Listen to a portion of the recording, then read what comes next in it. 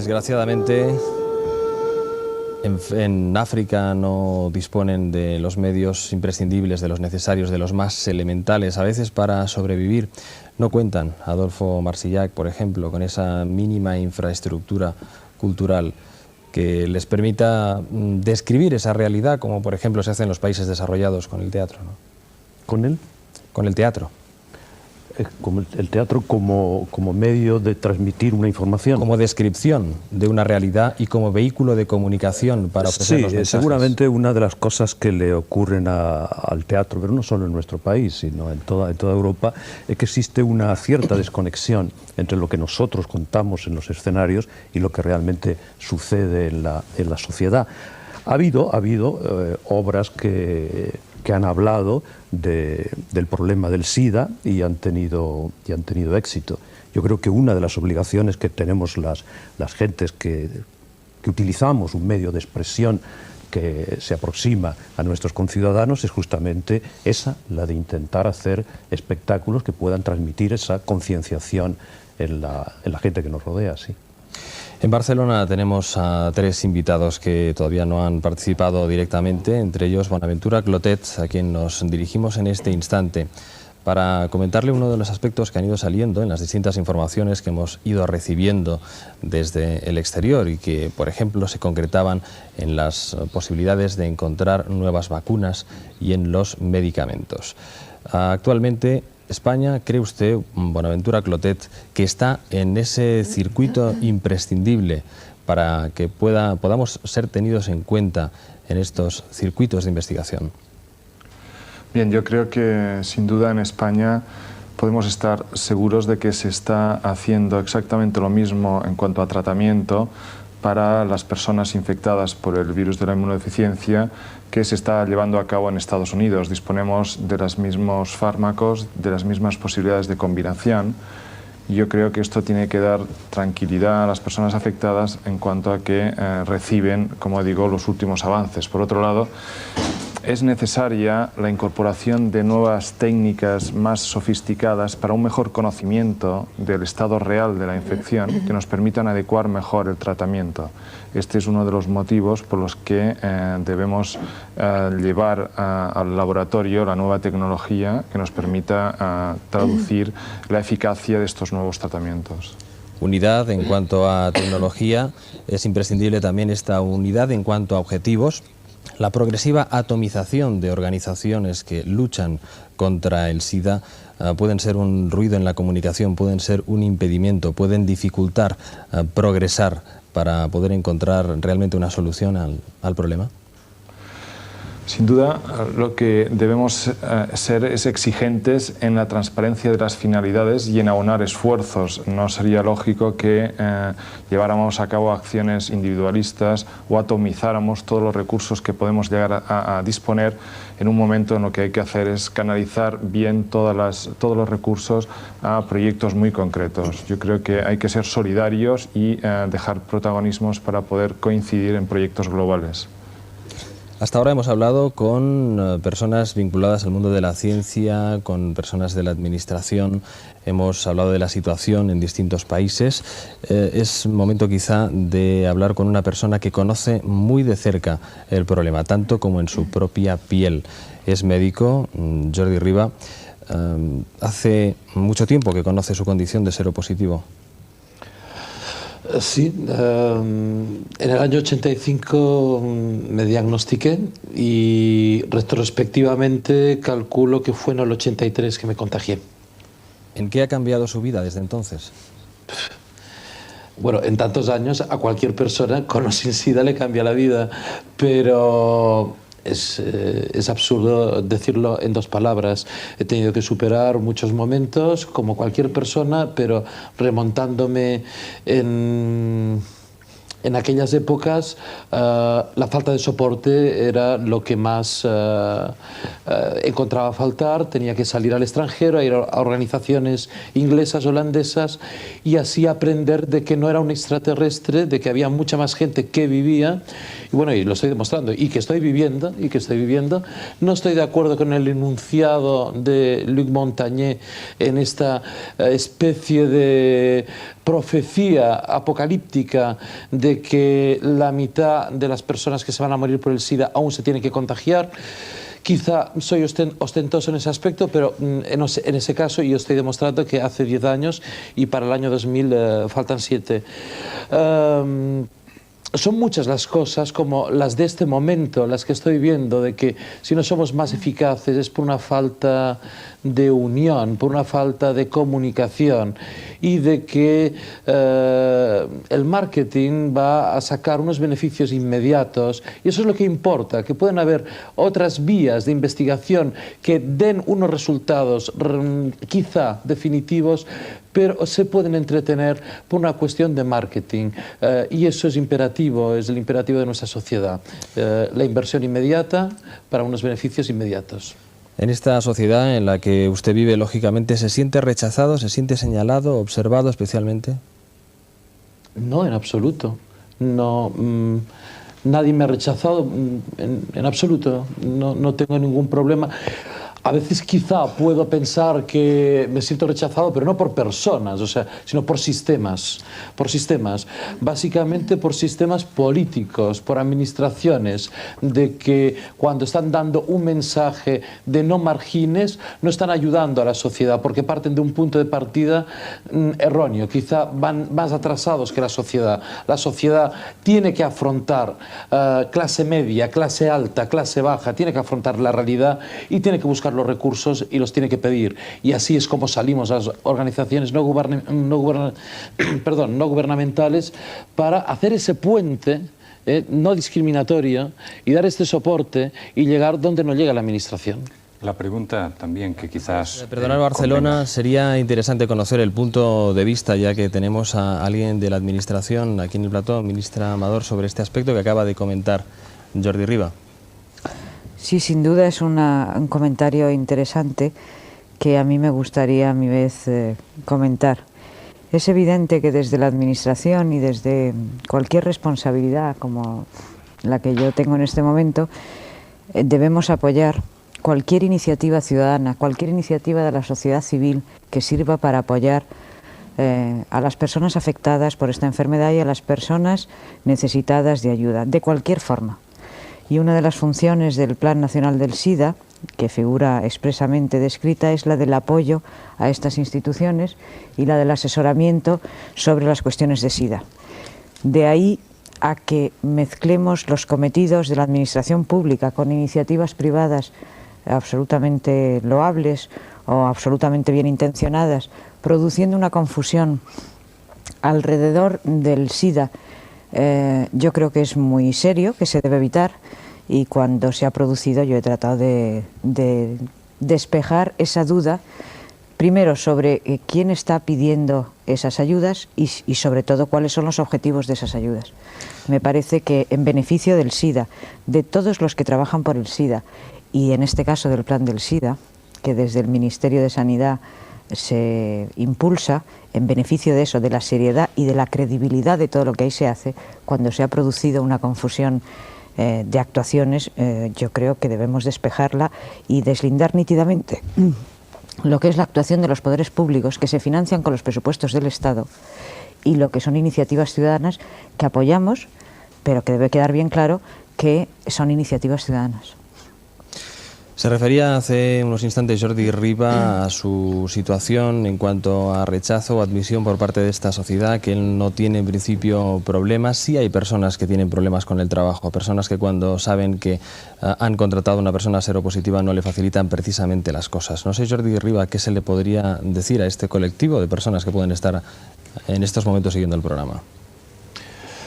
Que me llamen, no, que llamen a las organizaciones, de que hablen con su médico de cabecera. Si el médico de cabecera, ya empezamos por aquí a ir desmembrando toda la red sanitaria, es competente y puede atenderle, y por favor, no hay ningún motivo para ningún profesional que deje de ejercer su oficio por estar simplemente infectado por el virus.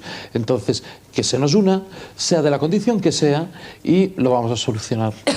Teresa Gimpera, a quien imagino que hemos oído toser hace un instante, Sí. Ha tenido la oportunidad dramática, en este caso, la triste oportunidad de vivir también muy de cerca un caso de SIDA, en este caso concreto por la drogadicción, que como comentábamos antes con la ministra supone el 60% de las transmisiones actualmente en España. ¿Cuál es el mensaje, en este caso, de Teresa Gimpera después de haber vivido su experiencia y desde la experiencia para todas esas personas que se encuentran enganchadas en el mundo de la droga y que corren un gravísimo peligro en estos momentos en cuanto al SIDA? Sí, yo creo que es muy difícil desde mi punto de vista dar un mensaje, porque la experiencia, o sea, la palabra SIDA yo la escuché por primera vez hace unos 8 años y había un desconocimiento prácticamente total en este momento aquí en España. Y evidentemente no se entendía mucho, se tenía muchos temores. Yo creo que ha llegado el momento ya de no tener tantos temores y sobre todo a mí me gustaría insistir mucho en la falsa moralidad. O sea, el que hasta ahora parece que todo el mundo empieza a meterse en colaborar y quiere colaborar y han tardado demasiado porque los bienpensantes creían que nunca les tocaría a ellos. Entonces yo, bueno, si... haciendo hincapié pues, en mi propia experiencia, evidentemente yo creo que perder un hijo es lo peor que puede pasar.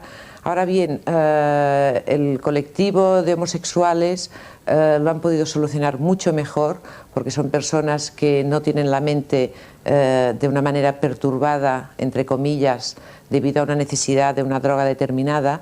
El problema de los drogadictos creo que es muy difícil que se mentalicen que no pueden usar la misma aguja que han usado otros antes, porque cuando necesitan aquella droga, aunque se estén muriendo, la necesitan. Entonces, yo creo que es el colectivo tal vez que necesita más ayuda, pero desde el principio, tal vez una ayuda de una cultura higiénica que tampoco tiene el país, porque hay otros países, no sé, en los países del norte, pues hay menos infectados debido a la drogodependencia que aquí, y que en Italia. Entonces yo creo que también es debido a la falta de cultura higiénica, que desde muy pequeños crecen con ello.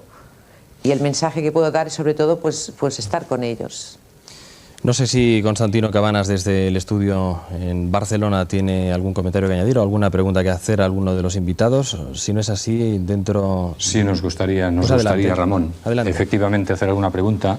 Hoy mismo el Parlamento de Cataluña ha hecho un llamamiento a la sociedad, no solo para luchar por la prevención contra el SIDA, sino también para intentar integrar todavía más lo que sea posible a los afectados, más directamente a los infectados. Y dado que Jordi Riba es uno de ellos y es médico ejerciente, él en su propia piel lo ha padecido más que nadie, nos gustaría pues, que interpretase ese sentido de inserción, de integración, cómo se puede integrarles. Pues sin desintegrar, es que no tiene por qué haber una desintegración. Lo que pasa es de que en la mayoría de los casos, como la carga que lleva el diagnóstico o el miedo a cuando se presupone que se ha estado en contacto con el factor de riesgo es tan grande que hay una cuestión, una vivencia psicológica, emocional tan fuerte de negación y sobre todo de culpabilización, y posiblemente los primeros en discriminarnos somos los propios infectados, y damos pie a que vayan sucediendo reacciones que se vayan por vías que no deben ir. Actualmente estoy viendo, y es una realidad, estamos viendo, y en nuestra comunidad, gracias a la sensibilización, muchos varones heterosexuales, de que por una cuestión de que han estado en un factor de riesgo, sexo heterosexual desprotegido, han tomado conciencia y se han hecho la prueba. Y algunos han salido positivo. ¿Qué supone? ¿Qué supone ese afrentamiento? ¿Qué soporte tiene esta persona? Como muy bien decía Teresa, pues homosexuales, ya hay una estructura preexistente, toxicomanías, y hay una estructura de atención. Ese varón, que además a lo mejor supone un trauma inmenso en la relación de pareja porque a la vez hay un engaño, ¿quién le ayuda? Entonces hay muchas personas en silencio que nos están escuchando, que nos están ahí viendo, de que lo están pasando muy mal. Y esto es peor Muchas personas, que el virus es mucho sí, peor. Jordi, muchas A mí me personas gustaría en decir silencio una- y muchas personas que lo que demandan, lo que necesitan, lo que requiere ahora su situación sobre todo es información. Hemos obtenido datos desde Estados Unidos, también desde Francia, desde África. Hemos tenido la oportunidad de conocer, en este caso, o de ver la situación de los burdeles en Bangkok, en Tailandia. Vamos a hablar concretamente del problema más cercano, de la situación en España. Ahí están los datos. España es el país europeo con más enfermos de SIDA por millón de habitantes y donde se registra un mayor número de casos nuevos cada año. Según datos oficiales, de las 21.205 personas que han desarrollado el virus del SIDA desde 1981, en la actualidad viven poco más de la mitad. Se calcula que más de 100.000 personas pueden estar infectadas con el virus de inmunodeficiencia adquirida y que en los próximos 10 años podrían desarrollar la enfermedad. Por eso el SIDA es un problema de todos que puede afectar no solo a los grupos de riesgo como drogadictos, homosexuales y prostitutas. Para Michael Merson, director del programa de SIDA de la OMS, España está en un momento crucial y solo con el esfuerzo del conjunto de la sociedad se podrá detener la expansión de la epidemia. Pero la lucha contra el SIDA no será efectiva si no se erradica la droga. El intercambio de jeringuillas y agujas contaminadas entre los drogadictos es la causa del 64% de los casos. Otro grupo, el de los homosexuales, suponen un 15%. España es, además, uno de los países europeos en que la tasa de contagio heterosexual crece más deprisa. Cataluña, con 5.259 casos, es la comunidad española que registra un mayor número de enfermos de SIDA, seguida de Madrid con 5.088. Estas dos comunidades y Andalucía suman el 60% de los casos en todo el país. 1.849 casos en el País Vasco y 1.637 en la Comunidad Valenciana. Las tasas más bajas corresponden a Castilla-La Mancha y Extremadura. La mayoría de los afectados por el virus del SIDA, más del 80%, son hombres entre 25 y 39 años. Sin embargo, las mujeres pueden contagiarse más fácilmente que los hombres debido a que en el semen hay una mayor concentración de virus que en el flujo femenino. Si tú pones a un hombre o a una mujer en las mismas condiciones de contagio, la probabilidad de contagio será la misma.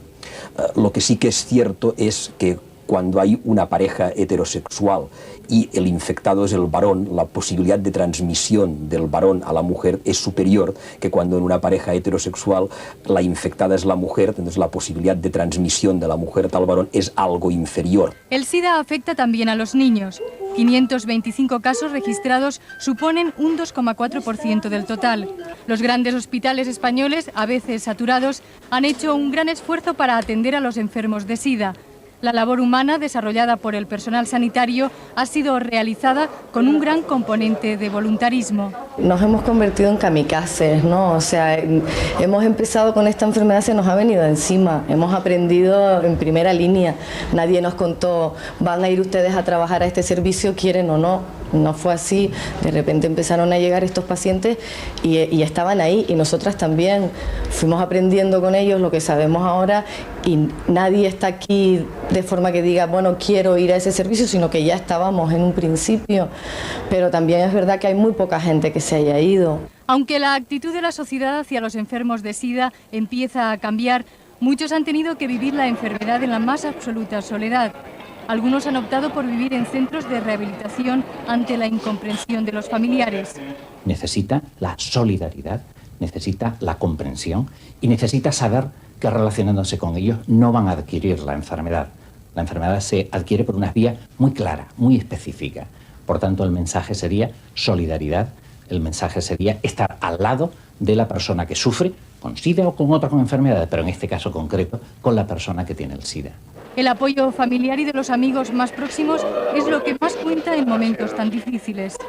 Ellos me tratan muy bien, o sea, en ningún momento, ni cuando se enteraron de que tenía el SIDA, me dejaron de lado ni nada, o sea, y mis amigos, toda la gente se ha cerrado mucho conmigo, o sea, yo estoy muy contento, dentro de lo que cabe, claro. Pienso que en este momento el apoyo moral de la familia y de los amigos es lo más importante que hay para el enfermo. Entonces, abandonar a un enfermo porque tiene esta enfermedad, bajo ningún concepto. Hay que apoyarle más, hay que estar más con él y llevar esta enfermedad como si de verdad no existiera. Ahí está y es bastante duro, pero tenemos que hacer que tenga ilusión por vivir y solo con la familia tiene ilusión por vivir. La investigación no se detiene en busca de una vacuna que combata el virus.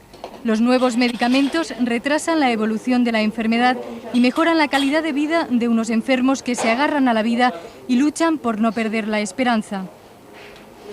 Lo ha dicho María Ribelles en su reportaje, más de 21.000 casos de SIDA, pero esto va en aumento, ministra. Sí, el previsión? número de casos sigue aumentando. Hay que decir que los 21.000 casos son la acumulación de todos los que se conocen desde la aparición de la enfermedad, y el único dato menos negativo es que el crecimiento va siendo menor, es decir, sigue habiendo aumento, pero la tasa de crecimiento es un poco menor. La previsión no es buena, sobre todo desde el punto de vista de los números, y quiero explicar por qué, porque yo creo que además no hay que dar un panorama demasiado sombrío. Yo creo que hay que decir la verdad respecto a lo que sabemos del SIDA, pero no a veces podemos dar unos tintes demasiado desesperanzadores, y yo creo que no debe ser así. Pero digo que los números van a aumentar porque a partir del 1 de enero entra en vigor la nueva definición del caso del enfermo de SIDA de la OMS, y eso significa, de la Organización Mundial de la Salud, y eso significa que se incorporan 3 nuevas enfermedades y por tanto va a aumentar el número de personas, el campo de definición, y eso va a explicar que el número aumente. Y por otra parte, los datos del registro son cada vez mejores, cada vez tenemos un conocimiento más exacto y por tanto es previsible un aumento del número. Hasta ahora...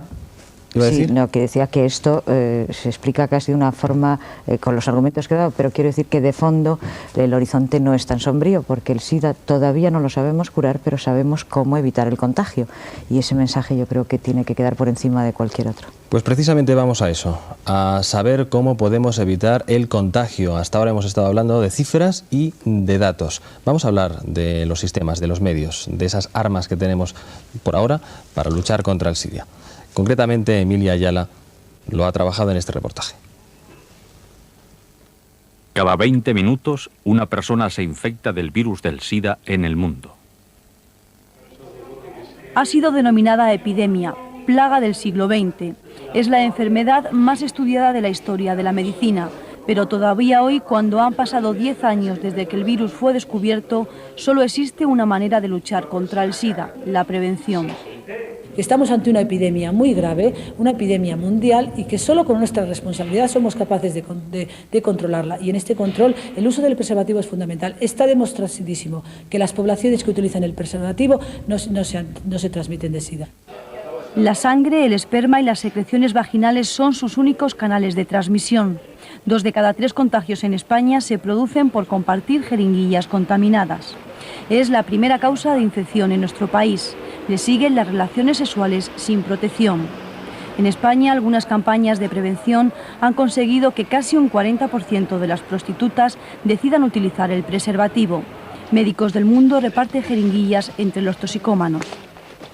La labor de este programa es una prevención del SIDA, entonces se va a sitios de venta de drogas y se intercambia jeringuillas usadas con ellos por jeringuillas nuevas, y también se les dan preservativos.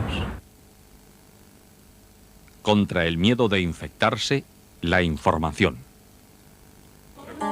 ¿Así? Sí da. ¿Así? No da, no. Trabajar con una persona seropositiva no da. ¿Así? Tampoco bañarse con portadores, utilizar los mismos servicios, beber del mismo vaso, besarse o abrazarse. No. La juventud va a ser el objetivo de una campaña que sobre el SIDA va a lanzar el próximo año el Ministerio de Sanidad. Los jóvenes, por el comportamiento impulsivo que existe en sus relaciones, pueden verse más expuestos a un contagio. Desde el año pasado, profesores de colegios e institutos informan a sus alumnos sobre la prevención del SIDA. Todos podemos infectarnos. Depende de nuestras conductas de riesgo.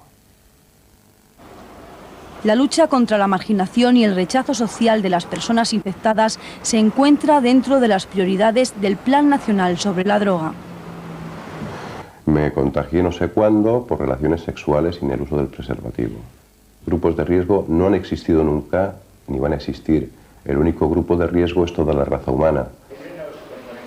En Madrid, el Comité Ciudadano Antisida ha comenzado unos cursos dirigidos a familiares de seropositivos y enfermos. Se empieza a hablar del SIDA y los familiares quizás son los primeros que están empezando a modificar y a darse cuenta que se puede vivir con SIDA. La investigación mundial trabaja en más de una docena de fórmulas químicas para vencer al SIDA. Se han desarrollado una serie de posibles candidatos como vacunas que pueden utilizarse de forma preventiva, es decir, en la población que no ha sido infectada, y que también se considera su posible aplicabilidad en aquellos casos en que la población ha sido infectada. Los expertos dicen que la mejor vacuna hoy por hoy continúa siendo la prevención. Hay que dejar claro que no se trata de grupos de riesgo, sino de comportamientos de riesgo. En Santiago de Compostela, le hemos saludado al principio de este programa, está el profesor José Manuel Martínez Vázquez, catedrático de Medicina Interna. Profesor, ¿qué es más preocupante? ¿No encontrar un remedio definitivo para la enfermedad o ver que no podemos detener la transmisión? Yo creo que, francamente, ambas cosas son muy preocupantes. Si nosotros tuviéramos que elegir ahora, pues lo que nos preocupa en realidad diríamos que es todo. Todo lo que se ha comentado a lo largo de esta noche es sumamente interesante, pero yo destacaría varios hechos en concretos. El primero, dar un mensaje de esperanza ante una situación tan dura como la que estamos realizando o comentando en el momento actual. Ninguna enfermedad infecciosa se ha resistido en la historia de la humanidad hasta el momento actual. Por consiguiente, el SIDA no va a ser diferente al resto de las enfermedades infecciosas que hemos tratado los médicos hasta el momento. Sobre esta esperanza, yo creo que entonces podemos utilizar fármacos en la esperanza de mejorar la calidad de vida y prolongar la vida de estos enfermos, y de alguna manera, una vez que esta vida se ha prolongado, es probable que logremos nuevos fármacos más eficaces que de una manera prolonguen más la vida o definitivamente mejoren la enfermedad o acaben con la enfermedad. En espera, pues, de esa vacuna deseable por todos y de difícil adquisición, con toda probabilidad, yo creo que las terapéuticas combinadas y los conocimientos fisiopatológicos actuales nos van a permitir sacar nuevos fármacos en el futuro que de manera combinada o secuencial podrán alargar la vida y la calidad de vida de estos pacientes, que en definitiva siempre están a la espera de un fármaco auténticamente eficaz y, en tal caso, en la gran esperanza de la vacuna, que, como hemos podido ya observar, pues va a tardar lamentablemente algún tiempo. Profesor José Manuel Martínez Vázquez, gracias por su participación, por su colaboración desde Santiago, donde ha habido también una comunidad de científicos ahí reunidos y analizando, estudiando los progresos científicos en investigación acerca del SIDA. Gracias y buenas noches. Muchas gracias. Nosotros vamos a hacer una pausa que en este programa necesariamente también tenía que ser especial. Unos cuantos spots, unos anuncios de eso que sirven para concienciar, para llamar la atención. Algunos lo hacen desde la gravedad, seriedad más absoluta.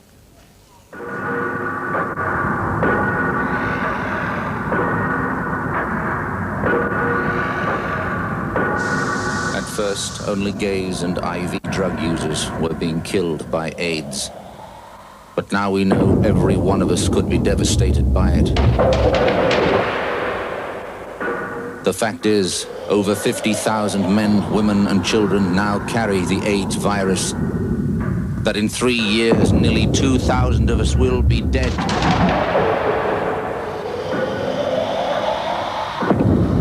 That if not stopped, it could kill more Australians than World War II. But AIDS can be stopped, and you can help stop it. If you have sex, have just one safe partner, or always use condoms. always.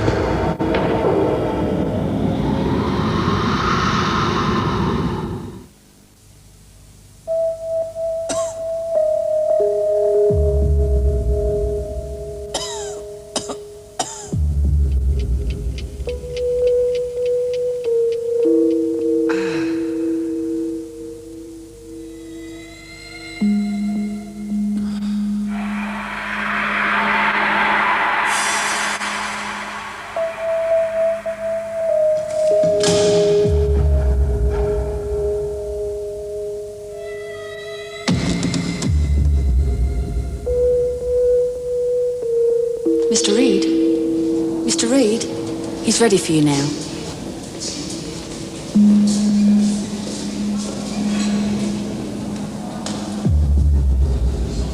Well, Michael, the results of your blood tests have come through, and we have found antibodies that indicate that you are HIV positive.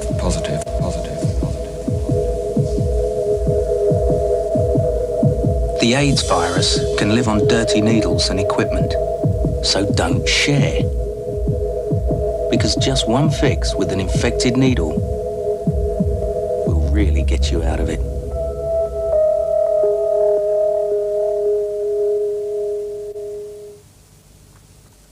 ¿Qué vamos a hacer el ciudadano de a pie? Que no conocemos nada. En una lágrima se ha detectado el virus del SIDA. Las únicas vías de transmisión del SIDA son la sangre, el semen, el flujo vaginal y de la madre portadora a su futuro hijo. Un drogadicto, si utiliza su propia jeringuilla y no utiliza la de otro, pues imagino que no tendrá ningún contagio. La jeringuilla desechable, nadie le ha puesto objeción al contagio. No deben compartirse jamás ni jeringuillas ni agujas. Puede ser seropositivo y no lo puedes saber perfectamente. No soy muy guapa, pero tengo el SIDA. Tú posiblemente no la vuelvas a llamar más. Porque en cuanto tienes SIDA, eres un apestado. Acariciar, besar, bañarse, beber de la misma copa, compartir lavabos, comer, convivir, no contagia el SIDA. Es más divertido el hacer las cosas a pelo que con capucha, ¿no? Yo puedo pensar que tú me vas a contagiar a mí. El preservativo es el medio más eficaz para evitar el contagio en las relaciones sexuales. Vamos a parar el SIDA. Es hora de actuar, es hora de conectar con el Hospital Gregorio Marañón, con María Ribelles y con las invitadas que tiene ahí, concretamente dos ayudantes técnicas sanitarias, dos enfermeras, como les gusta a ellas que se les llame, y también con una doctora, la doctora Teresa Hernández Sampelayo. De manera muy breve, porque estamos ya en la recta final del programa, quisiéramos, María, que estas personas nos comentaran ese trato directo que tienen cotidiano con los enfermos y las precauciones, las medidas absolutamente necesarias que requiere el trato con los enfermos. ¿Cuáles son esas medidas? Les preguntamos a las dos enfermeras, a Sonsoles Bragado y a Pilar Ferreruela. Buenas noches. Pues las medidas internacionales, o sea, los guantes, mascarilla y a veces usamos gafas, pero en lo que yo sí haría un especial hincapié pues es al utilizar las jeringuillas, o sea, las agujas sobre todo, en no encapsularlas, porque es precisamente donde ha habido más problemas de accidente. El 90% se han producido precisamente al encapsular las agujas. Hay un tema muy humano que hemos estado tratando aquí antes de que conectáramos con vosotros y es la relación de estas enfermeras con estos niños. Parece ser que la relación es como muy especial. Sonsoles, ¿tú podrías hablarnos de esta relación que tienes cada día con ellos? Sí, podríamos decir en líneas generales que son niños muy especiales. Son niños que se entregan de una forma absoluta a las cosas que les tenemos que hacer. Entregan, o sea, nos dan bastante más del cariño que nosotros les damos. Es una entrega total la que tienen hacia nosotros, confían en nosotros, tienen reingresos reiterados y esto hace pues que ya conozcan al personal bastante y bueno, nosotras la verdad es que nos encariñamos con ellos y les hemos llegado a querer muchísimo. Hay un dato, Ramón, que hemos oído en uno de los reportajes y es el número de niños infectados con el virus del SIDA. En España son 525 niños. Estos niños, la mitad de ellos están en la Comunidad de Madrid. La doctora Sampelayo los atiende aquí desde hace más de 8 años. Doctora, ¿cómo se infectan estos niños? Pues la vía fundamental de infección es a través de sus madres. Las madres infectadas son las que transmiten el virus a su hijo en el momento de la gestación. Es importante recordar lo que ha comentado el doctor Dexeus, que no todos los hijos de una madre positiva van a estar infectados. Afortunadamente la proporción es baja, solamente entre un 13 y un 23% de esos niños serán niños que estén infectados, mientras el 77 al 87% de ellos serán niños que perderán los anticuerpos durante el primer año de vida, niños no infectados y sanos actualmente.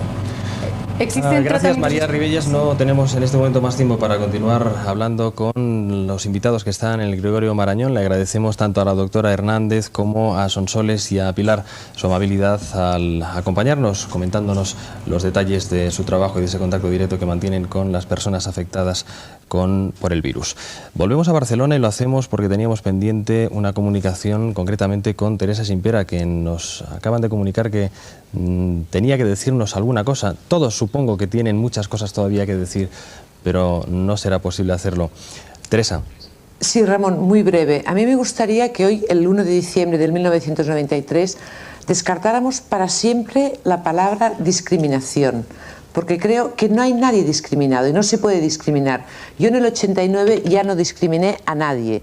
Publiqué una esquela dando por el motivo de por qué mi hijo se había muerto, y además se había muerto de SIDA. Esto en el 89, y di un ejemplo, y creo que ya está bien de hablar de discriminaciones. Y luego lo que se necesita es dinero, señora ministra, o sea, mucho dinero, y ya sé que tal vez usted dirá que hacen lo que pueden, pero también muchas gracias a todas las asociaciones privadas, que esto sí que ayudan de verdad, y el voluntariado, que no cobran ni un duro para ayudar a todo el mundo. Y nada más. Gracias, Teresa Gimpera. Gracias también a Bonaventura Clotet en Barcelona, a Jordi Riba, a Constantino Cabanas por su colaboración desde los estudios de Televisión Española en Sant Cugat. Ministra, las últimas palabras de Teresa Gimpera, haciéndole referencia directa, por tanto, por alusiones. Yo estoy de acuerdo en que hace falta mucho dinero para hacer frente a este problema, y la causa es tan legítima y tan justa, y es un asunto tan serio, que hay que hacerlo con toda claridad. Porque cualquier confusión en esta materia hace mucho daño al SIDA y a todo lo que rodea al SIDA. Y como digo, es tan legítima la causa para pedir dinero y todo tipo de ayuda que no hay por qué incurrir en ninguna confusión. Pues para que no haya confusiones, para que todo quede lo más claro posible, para que no haya errores, para que si los hay o los puede haber habido, que puedan ser a tiempo todavía enmendados. Hemos intentado profundizar sobre todo en la información. Agradecemos la presencia aquí en el plató de la ministra Amador, del doctor Santiago Dexeus, de la psiquiatra Rosa Gómez, de Adolfo Marsillac, y a las personas que también han colaborado desde los distintos puntos de conexión. Hemos intentado, como decía, profundizar un poco más en la información para conseguir esa concienciación y para evitar el contagio. Por ahora, nuestra única arma. Gracias por su atención. Muy buenas noches.